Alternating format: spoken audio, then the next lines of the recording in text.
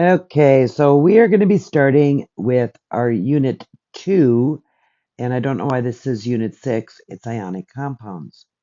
Want to see if I can advance here? Okay, first of all, writing formulas in ionic compounds. I don't know where my advance is. Elements occur in constant whole number ratios in a compound, and this is the law of definite proportions. And in the law of definite proportions, we know that water is H2O, always exists in a ratio of two hydrogens to one oxygen. Hydrogen peroxide is H2O2. It always exists in a ratio of 2 to 2. So both of those are simple whole number ratios. That's the law of definite proportions. In a chemical formula, the symbols and subscripts are used to describe this ratio. For molecules, the molecular formula shows the actual number of atoms in each element of the compound. Again, we can look at H2O and H2O2, and that is a simple standalone piece. Those for water, 3 atoms, and for hydrogen peroxide, 4 atoms, are bonded uniquely to one another. In an ionic compound, for instance, NaCl, remember this is a formula unit, and it represents the smallest whole number ratio of cations to anions in the ionic crystal. So formula unit, and yes, we do abbreviate that FUs. How do we identify an ionic compound? In general, a metal cation and a nonmetal anion, or contains a polyatomic ion, would indicate that we are dealing with an ionic compound. It actually gets a little bit more complicated than this, and we have to use electronegativity tables to determine degree of ionization. But most of the time, if you see a group 1A metal, a group 2A metal, or ammonium, sorry about that, you are dealing with an ionic compound, and most other metals as well. Remember, an ionic bond is involved in the transfer of the electrons. One atom loses, that's the cation, that'll be the positively charged, and the anion gains, that's the negatively charged particle. The positive-negative electrostatic attraction is what holds the particles together, and this forms a very stable bond. Oh, I see I've got a typo right there. My favorite compound to reference in my brain and come up with as a model is again sodium chloride. Please note that we say that this is a very stable bond. Think about common table salt. It's very, very stable. We can dissolve it, heat the living daylights out of it, and recrystallize it. Um, Table salt is extremely common. It's got a very high melting point. It's a very, very stable compound. It dissolves easily in water because it is so ionic, which is like a type of polarity on steroids, if you will, that water's highly polar nature is sufficient to separate the cations and anions. What are properties of ionic bonds? High melting point. Think again of sodium chloride. It's got such a high melting point that often we consider melted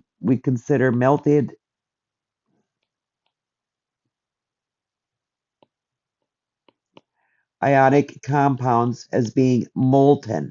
We often use the term molten, like molten lava. Low malleability.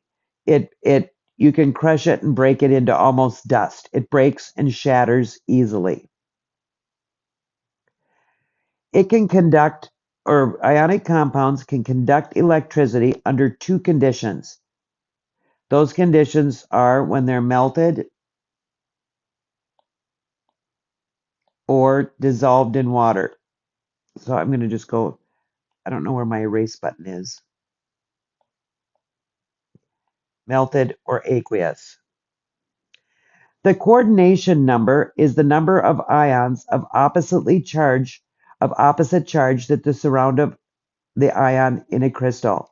So the number of plus that are adjacent to, if you will, adjacent to the minus, or we can reverse that. Here are a couple of different compounds. This first one is sodium chloride, I believe, and we can see, got one, two, this isn't a very good one. Let's go to this one instead. 1, 2, 3, 4, 5, 6. Here, this would be similar to sodium chloride, which is a simple cubic. It's got a coordination number of 6 for both cations and anions. Here, we can see that we have a different coordination number. It's a little hard to see on this one. Right here, we've got 1, 2, 3, 4, 5, 6. So my greens have a coordination number of 6. And I don't know if I have any with all of the reds on here. I'm looking at my reds. Probably this one. It looks like it's got 1, 2, and it looks like my reds might have a coordination number of 3. I can't really tell. It's not the world's greatest diagram. But there are different types of crystals. Naming ionic compounds is simple. Name the two ions. The cation comes first. If they're positive monatomic, which means they're one kind of element, the ions have the same name as the element. For instance, sodium ion, aluminum ion. If you have a monatomic ion that's negative, an anion, which our last three letters are "ide," sodium chloride, Cl minus chloride, oxide. Negative polyatomic ions and an ate or ite. There's not a hard and fast rule that allow you to determine if a polyatomic ion is ate or ite. So you memorize them. And there is a helpful shortcut.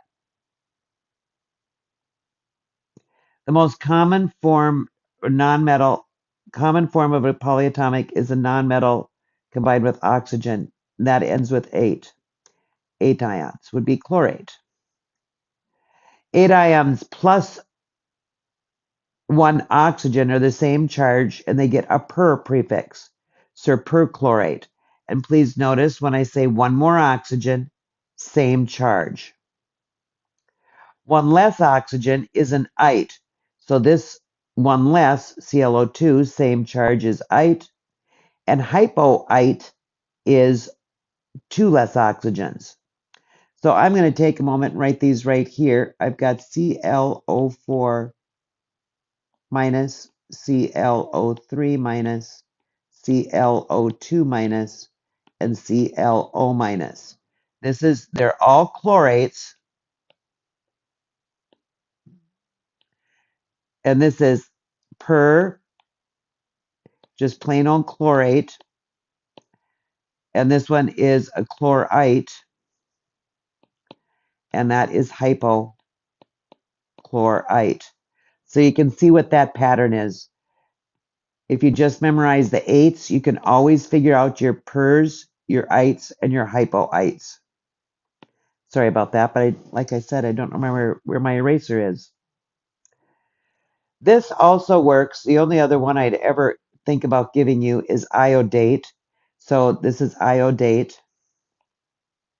So IO4 minus would be periodate, IO2 minus would be iodite, and IO minus would be hypoiodite. If you need to pause on any of these, go ahead. The elements in the same column form similar polyatomics, same number of O's in charge. For instance, chlorate and bromate. Chlor is a group 7A and a group 7A, and you'll notice that those 8s are both one halogen and three oxygens. If you've got an H, like if I have carbonate, which we memorized to be a CO3 2 minus, if I add a hydrogen carbonate, all we do is take one charge off. Remember, your hydrogen, for all practical purposes, has a +1 charge. So we just take one of our negative charges away when we add that positive hydrogen. Okay, I want to go back and one more thing here. And I know I can guarantee that Lucy has this because I saw it, and I'm sure that more have it. There is a I can't remember what it is, some other rule that you can write on your periodic table. I can never remember the rule because I just know what they are. If you want to pause here and share that rule,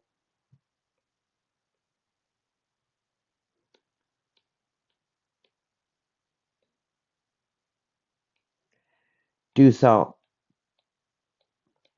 So if you want to pause right here and share that rule, and Lucy, I hate to put you on the spot, but I saw that you had that on your periodic table yesterday or whenever I looked at your periodic table. I guarantee more of you have that. She's not the only one. So I'm pretty sure that Sam and David may or may not have seen that rule because it was just my students that used that. Feel free to share that. Ionic formulas, easy peasy. Our plus and minuses have to equal. Let's see how good you are at this. Pause, pause, pause. Literally press pause here. Remember, we're going to name our cation.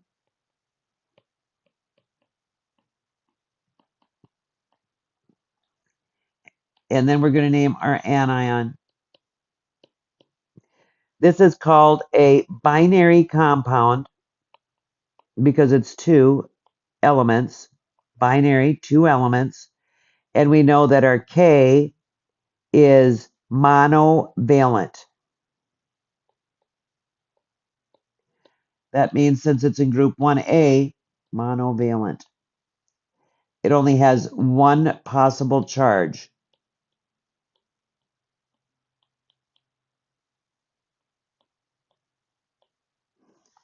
Okay? Okay.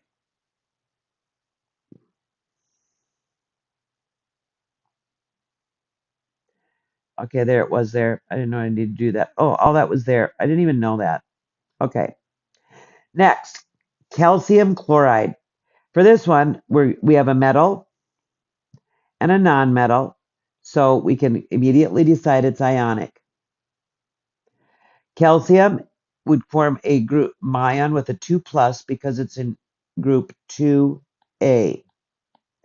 And remember, calcium would have a valence shell of an S2. It's an S2 valence.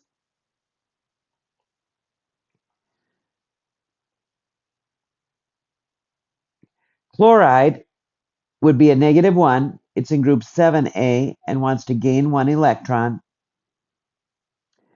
So for this to be neutral, we have to crisscross applesauce. And I like to think of this as Ca2 plus, Cl1 minus, criss cross. That means I need a Ca1, Cl2, or CaCl2. Again, this is a binary compound.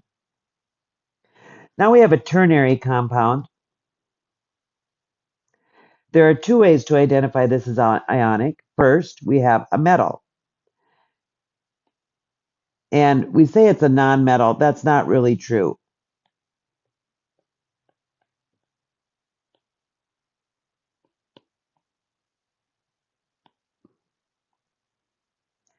It has a polyatomic ion, the CO3 2- is our polyatomic ion. So we're going to simply state the name. Sodium carbonate. These are actually the easiest ones to name. We don't have to worry about changing the chlorine to chloride, or bromine to bromide, or fluorine to fluoride. We simply state the name of the cation, state the same name of the polyatomic. We call this a ternary compound because it's got 3 elements present. Did we do it? Yes. Magnesium phosphate. Try it.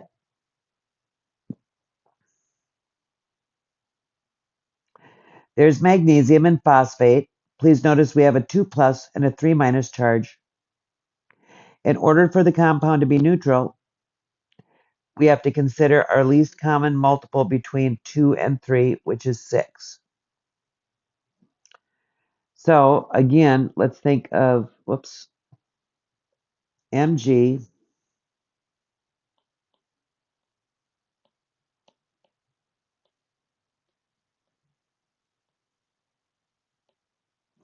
Now, if I multiply 3 times 2, I get 6.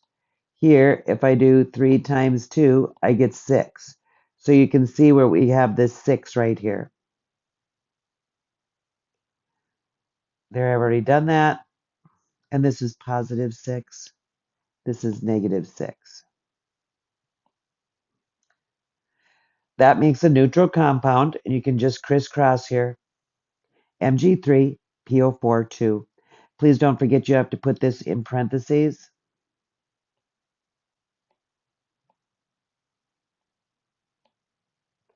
There we go.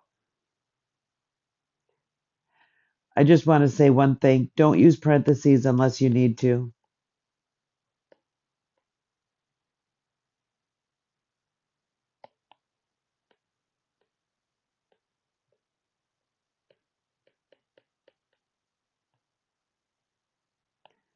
It would be wrong to write this.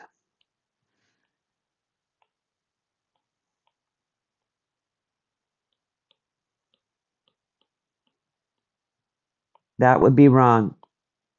No needed, because you don't put one single capital letter in parentheses. That again is a ternary compound. What to be careful of. Okay. Don't use a subscript of 1. If you ever have a polyatomic, you must use parentheses. Must use parentheses. The 2 biggest the mistakes that we see on this will be hydroxide and cyanide. These are both polyatomics that only have 1 of each of the atoms present. It's easy to remember to put parentheses around CO3, 2-, or PO4, 3-, because this has 4 and 3. You know that the polyatomics are sacrosanct and you can't move those, can't change those. Okay, and then for our cations, if the positive ion is multivalent,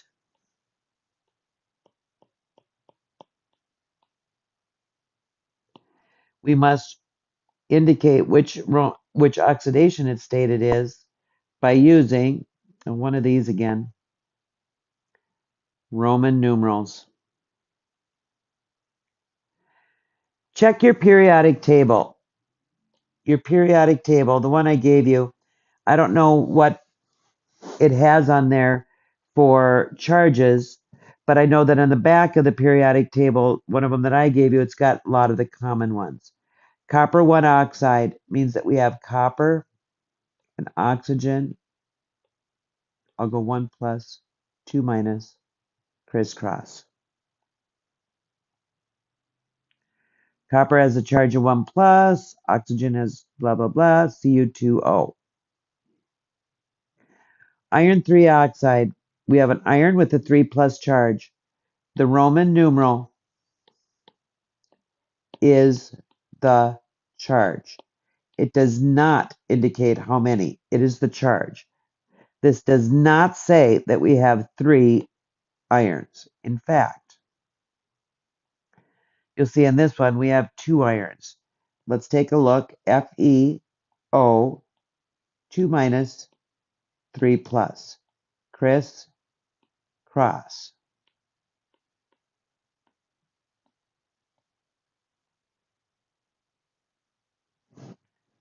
Easy peasy. How to get good at these? Do some practice. I wonder if that's like a no. Naming hydrates. Hydrates are crystalline compounds attract and hold water molecules. The water is called the water of hydration. They're really common. We can remove the water of hydration by applying heat. After the water is no longer present, we call the crystal anhydrous. Anhydrous means the dry salt. I often write dry salt when I'm writing directions just because dry has 3 letters and anhydrous has a whole bunch. I prefer to write dry salt just for brevity. Super easy to name. They are almost always going to be ionic, so we name the ionic compound. And then we indicate how many water molecules by using the same prefix as our molecular. So we could have a monohydrate, a dihydrate for 2 waters, a trihydrate, etc., etc.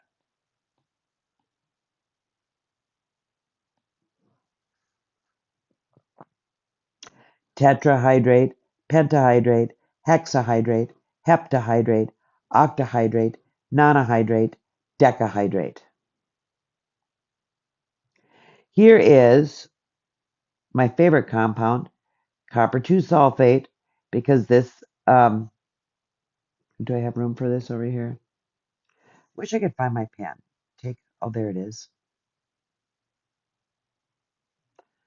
Wonder if I can like get more colors.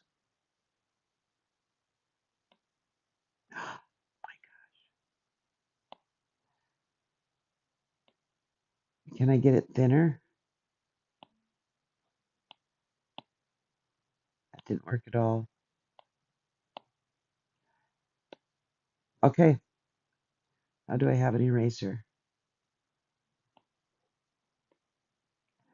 There, I found it. Okay. So copper and sulfate, we know that sulfate has a 2 minus charge. Oops.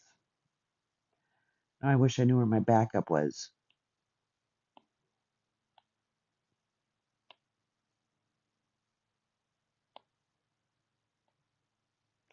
Since I have one of these,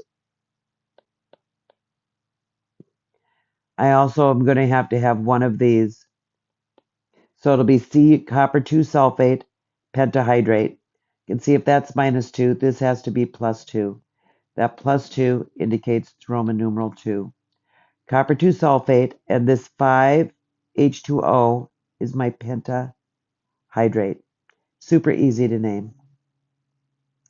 Sodium carbonate heptahydrate. Sodium is 1 plus. Carbonate is 2 minus. Hepta, and then your hydrate. I ran out of room. H2O.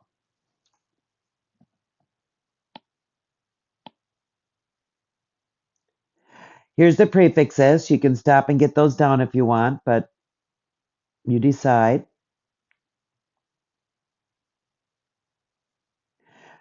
Bonding in metals. You might want to stop right here, depending on how much class time is left. You might want to be working on your, start working on your ionic bonding, worksheet 1. If you have time, continue with this. In fact, I think I'm going to stop and then I might start again.